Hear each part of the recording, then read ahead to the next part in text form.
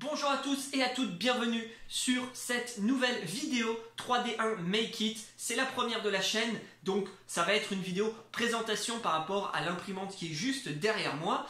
On va voir un peu les améliorations que j'ai faites sur l'imprimante. On va y passer tout de suite après, vous pouvez voir son nom je pense derrière mon épaule. Et on verra dans d'autres vidéos comment bien configurer Cura, comment bien configurer Fusion 360, l'utilisation de ces deux logiciels et bien sûr comment fonctionne cette imprimante et des timelapses sur les différentes impressions 3D grâce à cette imprimante.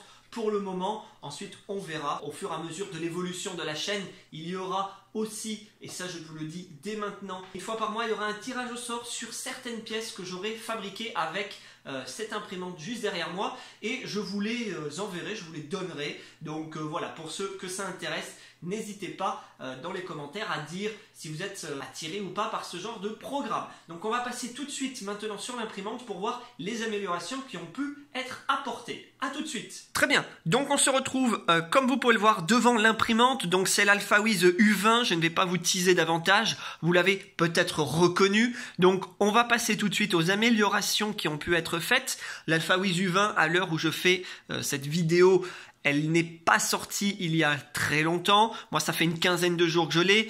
Mais on va voir un petit peu déjà les améliorations qui peuvent être apportées. Donc, on va s'avancer.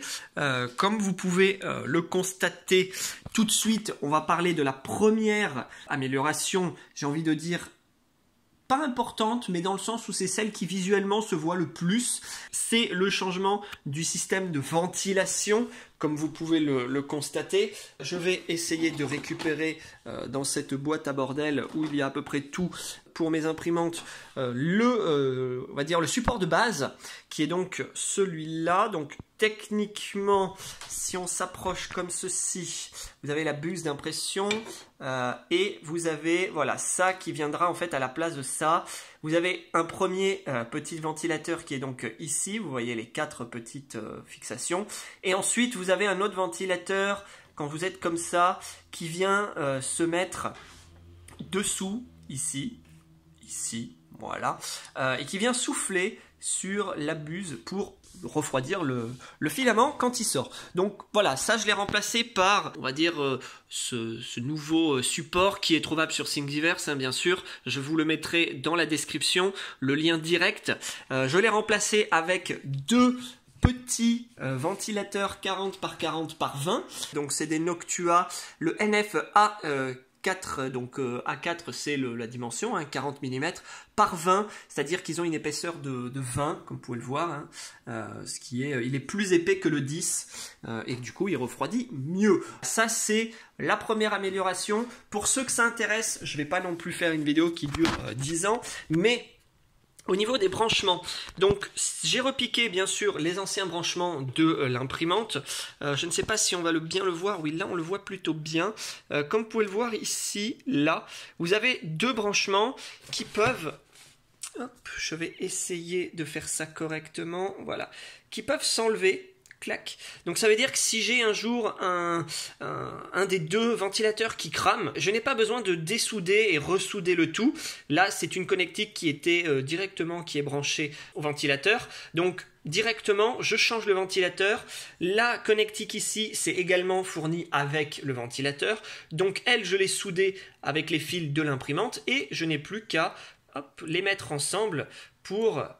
Je vais y arriver, vous inquiétez pas. Voilà.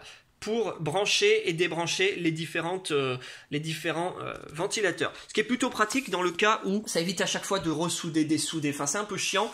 C'est rapide, c'est simple. En plus, une fois que c'est mis derrière, vous voyez, c'est tenu avec des petits serflex. Bah, au final, c'est pas si dégueulasse que ça, hein. Ensuite, deuxième amélioration que j'ai pu apporter, et celle-là, je vous la conseille à tous, c'est de mettre ce genre de petits... amélioration au niveau du réglage du plateau, je sais pas comment on pourrait appeler ça, mais voilà, des petits supports supplémentaires pour pouvoir régler votre plateau beaucoup plus facilement, étant donné que de base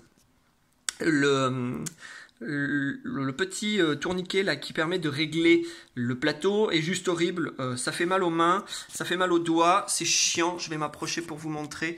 Voilà, donc c'est un peu chiant et c'est beaucoup mieux d'avoir ce style de support supplémentaire.